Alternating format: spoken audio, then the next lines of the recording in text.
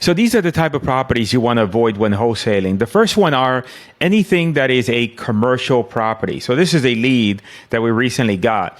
So this is a property in Pittsburgh, Pennsylvania. As you can see here, it's quite dilapidated here. And if we go down the street here, it is a commercial building here. I'm not sure what this is, but these are properties that you want to 100% avoid because you want to work with commoditized housing. And by commoditized housing, I mean that you're working with single family residential properties that are cookie cutter, meaning that you can find the same house that you have. You can find that same house multiple times in the geographic region, because then that means it's going to be easy for you to comp and easy for you to find buyers for those particular properties. So you want to avoid anything that is commercial.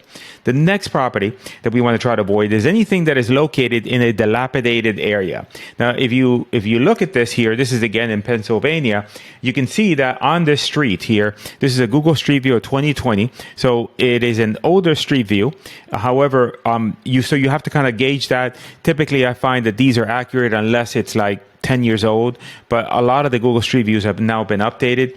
But as you could see here, you have this house here that looks like it's been abandoned. If you take and you continue to go down the street here, you can see that there's other properties here that really look like, I don't know, it's like a war zone over here. So anytime you get properties, no matter how great the price is on the deal with the seller, you're always going to struggle to sell these type of properties. And so for the most part, you want to avoid any of these unless you're getting it at an absolute steal. Like, you got to think like somebody's going to come and arrest me because I bought this property so cheap. The next one is mixed commercial. Now, this is different than regular commercial.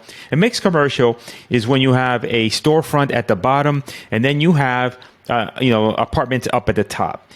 Generally, we get a lot of these in small little towns like this. I would not recommend even touching these. If you see the map and you look at it and you see what it is, forget about it. Just move on to the next lead. Throw this lead away. I find that to find a buyer for this type of property is extremely difficult, and for the most part, it's going to be a waste of time. So I wouldn't even bother calling back these leads. The next one would be tiny houses. Now, these are tiny houses, and when I say a tiny house, let's take a look at this particular property and do a search here so we can see what the square footage is. So this particular property is 612 square feet, 1 bedroom, 1 bath.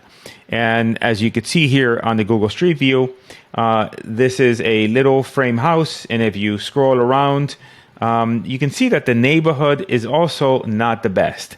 If we take this property and we zoom out here, let's see. Okay, here we go. If we zoom out, let's zoom all the way out. It's located in a small town here.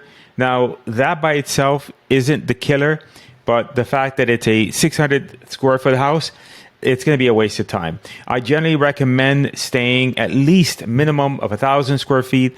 Ideally would be 1,200 or 1,300 square feet up until about, depending on the market, probably 1,800 to 2,000. Whenever you get into properties that are significantly bigger than that, 2,500, 3,000, they tend to be an outlier within that area, and many times the seller wants way too much money. And also the rehab cost is going to be significantly more. And it's difficult to squeeze the market, squeeze more money out of the market when you have square footage that is significantly larger than anything else that is listed for sale. So for those reasons, that's the top end, but certainly on the low end, 612 square feet, many times I would say not even consider this lead, throw this lead away. Another type of lead that is very difficult would be a lead that has no Google Street View. I mean, in some of these small little crappy towns, you still got Street View. But the fact that when I take this little man and I look around and there's nothing for me to look at. I mean, I got to go here in the highway just to be able to look around and see what's going on. That's a bad sign. And if you take this and you go and you look at the Street View, you can see here that there's like a big wooded area, a street, and not much going on. So for those reasons, properties that are like this, where there's no Google Street View, I'd say pass. Now here I don't have a picture, but any mobile home without a land attached to it, because what happens is that if you have a mobile home and there's no land, it's really not a real estate purchase or sale and purchase. It's a motor vehicle. In fact, when you have a mobile home on the land, you have to have your document that you sign with the seller, and you can provide to the title company. To a certain extent, it has to have like an attachment of that mobile home belongs on the subject property. And typically, the title company will help you with that. I wouldn't worry about it. When you write the contract, on the land, and then you also will say that there's a mobile home included in this purchase and sale, and then you put the VIN number. But if there's no land, then you forget about it. Move on with the rest of your life. The next property that we try to avoid are over 55 communities. Now, typically, a lot of these over 55 communities tend to be in mobile homes. So if you look at this here, no Google Street View.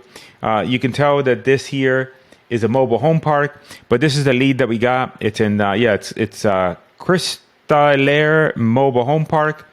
Tiny little mobile home park. Now this one here is near Tacoma. So it's not that bad of an area, but the fact that it's a mobile home, is not a problem. The fact that it's an over 55 community is a big issue, because the buyer pool is going to be significantly less. Now with over 55 community, can you flip something there?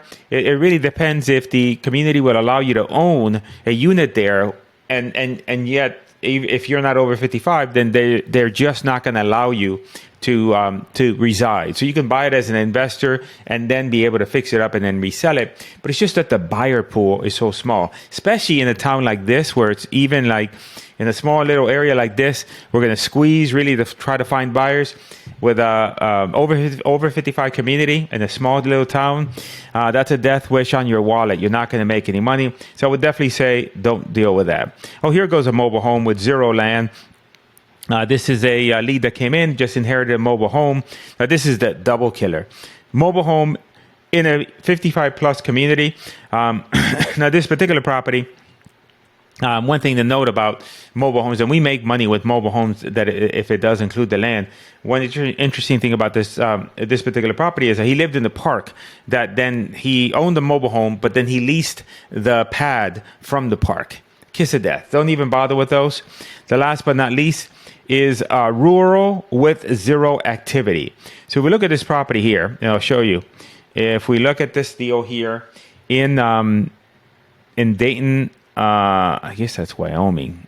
We've never done a deal in Wyoming. There's a lot of open space, but here you see this. I can't even find the word for it. If you zoom out, there's a lot of parks and a lot of land. And if I go here, and neat little trick, I can copy the address. And if I copy the address, and then I take the address and I put it in here, it'll allow the map to zero in on that area. And then now I can zoom out without having to shift the map a bunch in order to find the area where this property is located. And now when I go here, I'll zoom out, I'll remove the boundary, I'll reset my filters on Zillow, and I'll look at this here, and you can see that there ain't much happening. There's stuff happening in this tiny place here, this tiny section. I guess people do live here. I don't know what happens here. Some land. But if I had a single family house and I only looked at single family, and I look at the total number of listings, and I toggle to pending, there's not even any pending listings in this place. So this place, again, you're wasting your time. Too small of an area. And again, we do deals in a lot of small towns, but we got to see activity. We've got to see activity, otherwise we're wasting our time. So there you go. There you have it. Those are the properties that I avoid when wholesaling real estate, especially when you're doing nationwide and online lead generation. What I want you to do is right next, click on this here. This is a video that explains to you exactly how to generate leads for your real estate wholesaling business. Check that video out, and that way you can learn how to generate leads, and now you know how to avoid the turds.